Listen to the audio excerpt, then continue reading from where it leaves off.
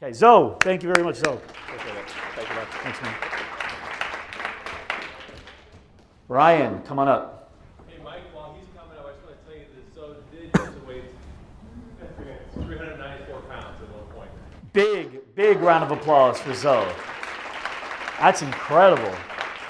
What are you down to now, Zoe? 240. Wow.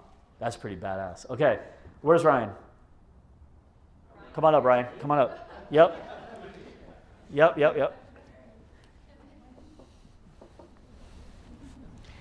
Ryan watches the GSD show, so round of applause for Ryan and watching the GSD show. Okay. Thank you. How many episodes have you watched so far? Probably less than 10. Less than 10? Okay, cool. So there's 54, so get your ass to work, okay? You gotta get busy, man, okay? All right. So Ryan, you've been in this, I know you said you have other things going on as well outside of this, right? Yes. Okay. So do you do the sales? You have somebody else doing the sales? Someone else does the sales. Okay. I help, but I'm not there full time. So Okay. What are your conversion rates on sales? conversions from How, lead to, going from demo to close? I have no clue. How about from booked demo to closed? No clue. To show demo? How about contact rate to book demo? I don't know. How about lead to contact rate? No idea. Do you think your business would work better if you had those numbers? Yes. Yes? Okay. Now, I did ask him those questions thinking he didn't know this. We had a conversation earlier, and we understand that a lot of you guys may not have these numbers down. Raise your hand if you don't have great answers to those questions, spot on yourselves. Okay, so it's not you, Ryan. I would never do that to you. I knew the answer to that question already. All right, so these are really great things because sales is very difficult. Salespeople are difficult people to manage, but they're very easy to measure. But most small businesses don't measure, which means now you have the most unmanageable type of people, and you don't even know if they're doing well. It's all gut. You feel like they're doing well. You think they're doing well, but you never really know for sure. You just go based off volume. The example we were talking about earlier offline was, I really apologize for all the basketball analogies, guys, but it's my sport, okay? I really like it, even though it's short. I figured it out. So you take basketball, and raise your hand if you ever heard of Hall of Famer Tim Duncan. Raise your hand if you heard of Gerald Green. 2 hands. You guys are real fans, right? You really follow basketball. You really follow basketball. Because if you kind of follow basketball, would you know Gerald Green? And here's the thing. The reason I bring up those 2 guys, Gerald Green is a freak as far as how he can jump, right? He's got like one of the best verticals. It's got to be like a 40, 45-inch vertical. He's fast. He catches fire. When he catches fire, he'll just make 5, 6 shots in a row. It's a beautiful thing to watch, and it looks amazing.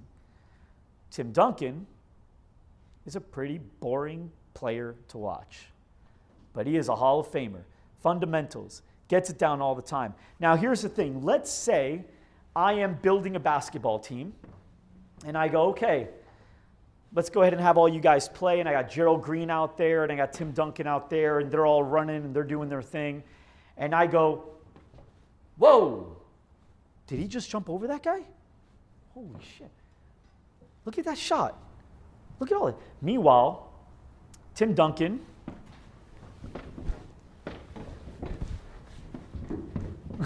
that's it. Defense,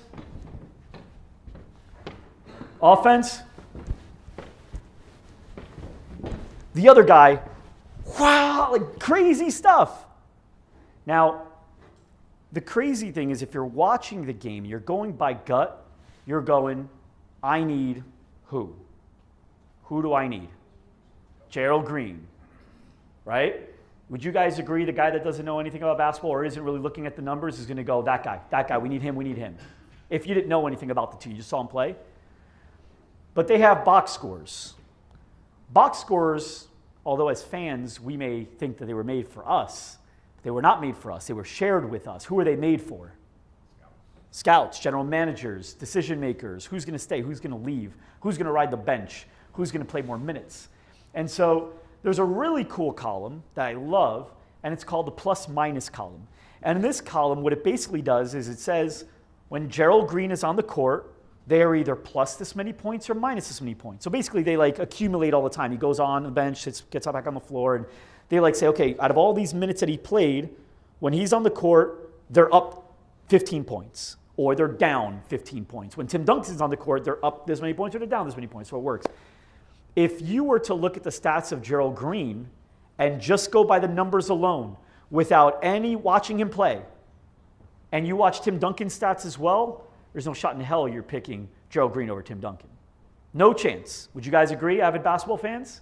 Who would you pick in their prime? Tim Duncan. Would you even need to watch him play? Just look at the paper. Look at the paper, shooting percentage. As a business, we don't look at the paper enough. We don't look at our numbers. We don't pay attention to things that really matter, and that hurts us dramatically. Because when you're making decisions from here or from here, it won't always get you what you want, especially us, because we are entrepreneurs. And as entrepreneurs, we learn to be optimistic, right? So, what's your name? Zach, let's say business isn't going so well. Let's say business is going okay, maybe you had a couple bad months, but you're at your family barbecue and they go, Zach, how's business going? Going good, keeping me busy. You guys relate to that? It's always good. We are trained to not spill our negativity, and also it's because we always think we're right around the corner from Success. just got to figure this out. I just need this many more clients. I just need this. I just need that. Are you guys laughing because you can relate to it? So you're always right around the corner, but you're going by your gut. Stats don't lie. And when I look at my business, I love my team. I love everybody on the team, but they're all measured. I'm measured too, but they're all measured. And they meet regularly. We talk about our numbers. Our numbers are posted. Everyone knows everyone's numbers, in fact. We all know where we stand. Because when it's time to have a conversation about a promotion, it's not really a conversation. It either is or isn't. If it's time to have a conversation about letting you go, there's no conversation. It either is or isn't, right? If you knew, Ryan, you're my salesperson, you know that I need you to book at least 50 demos a month. And out of those 50 demos, I need you to make sure that at least 80% of them show. And out of that 80%, I need you to close at least 33% of them. Know the numbers?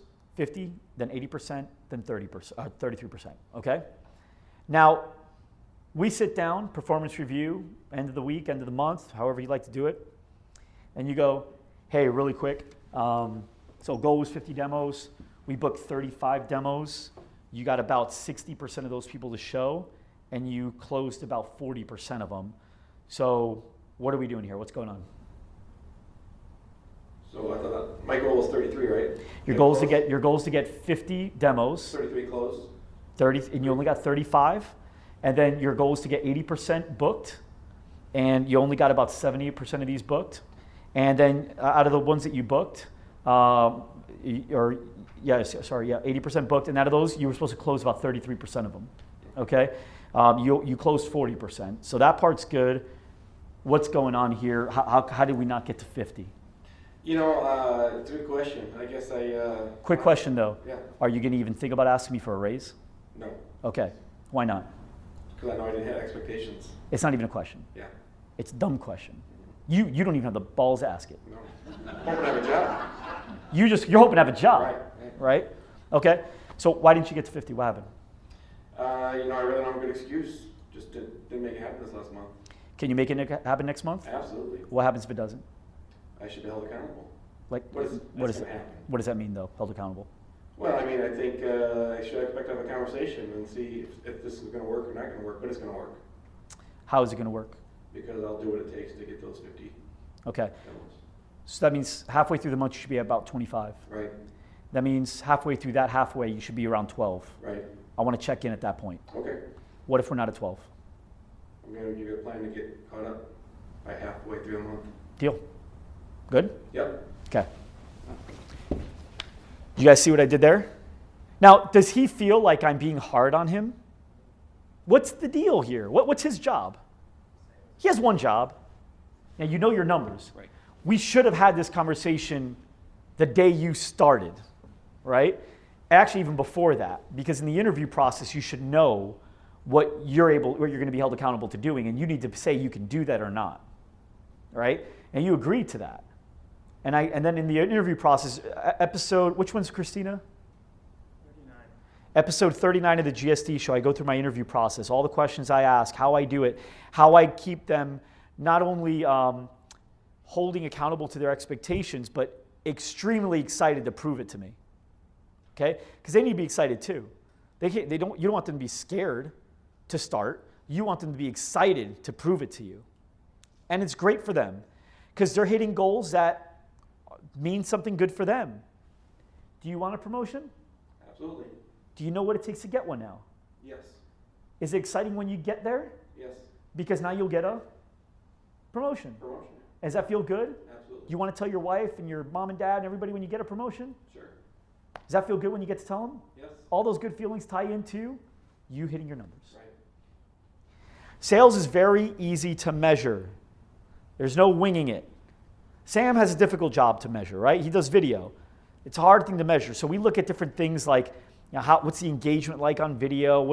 How many people are staying on? But in reality, it's not black and white at all times. There's a lot of color. This is black and white. You are the easiest to measure, and we're not using that. And he's the most important variable as far as the growth of your business. Whether it's going to grow or not grow, a lot rides on his success. Because if he flops, you're the same next month, maybe even worse because attrition's real. But if he's significantly better, what's next month look like for you? And so there's different things I want you guys to measure. Here are the things I want you to measure. Make sure we're recording, so you don't have to take these notes down unless you wanted to start on it today because we won't get the edited video to you probably for a couple weeks. But number one, how many leads do you get? Now, when I say how many leads do you get, I don't mean how many good leads do you get. I mean how many leads do you get, include the shitty ones. There's not one business owner, not one. I have yet to meet one. Guys, seriously, I've sat down with thousands of them over the last 5 years. Not one business owner that doesn't say something similar to this when I ask this question. I ask the question, I go, so how are you at closing? When you get in front of somebody, how are you at that point? Oh, if we get in front of somebody, we're good. We know what to do. We close 100. We're like 8 out of 10, 9 out of 10. I'm not even going to ask you to raise your hand because I don't want to embarrass you, but a lot of people probably would have said the same thing if I asked, how are you at closing? And everybody says it. Everybody says it. But then I go, cool. So let's talk about your ratios. How many leads you get? What's your book rate? What's your close rate? And you could tell they're bullshitting it. Number one, because of this. But number two, because they go, yeah, we'll get anywhere from like 20 to 40 leads in a month. 20 to 40, that's a 100% swing. That's not a real number. And then, yeah, we'll be able to get, out of the people that we book, we'll be able to get like, I don't know, if we got like 80 booked, we'll get like 50 to 60 of them show up. You're making this up, man. That feels like 50 to 60. Do you agree with me when they're saying stuff like that? It feels like it's 50 to 60. It feels like you close 8 out of 10. The reason they say this is because they don't count the crappy leads. When somebody sits in front of them and they're right off the bat crappy, which by the way, there's no such thing as a crappy lead, but when they're right off the bat crappy and they go, yeah, I really don't have a lot of money, they're already thinking, well, I'm not, and subconsciously, by the way, I know consciously, none of you ever thought this, subconsciously, you're not going to count this towards your closing ratio because you don't think it's your fault that you couldn't close them.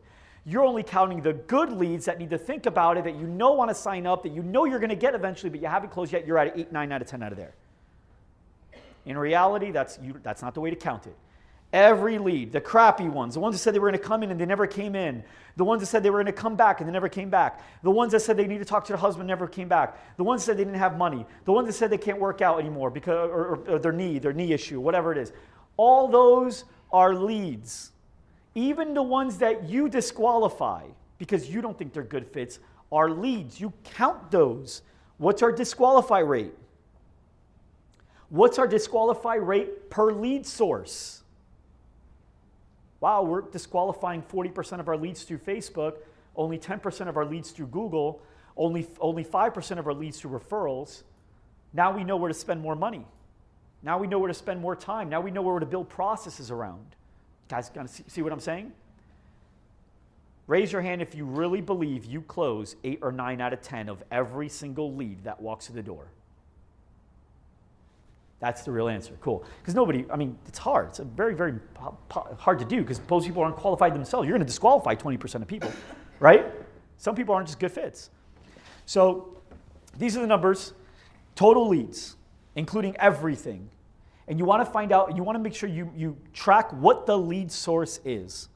And you want to have level 2 lead sources as well. There's level 1, level 2.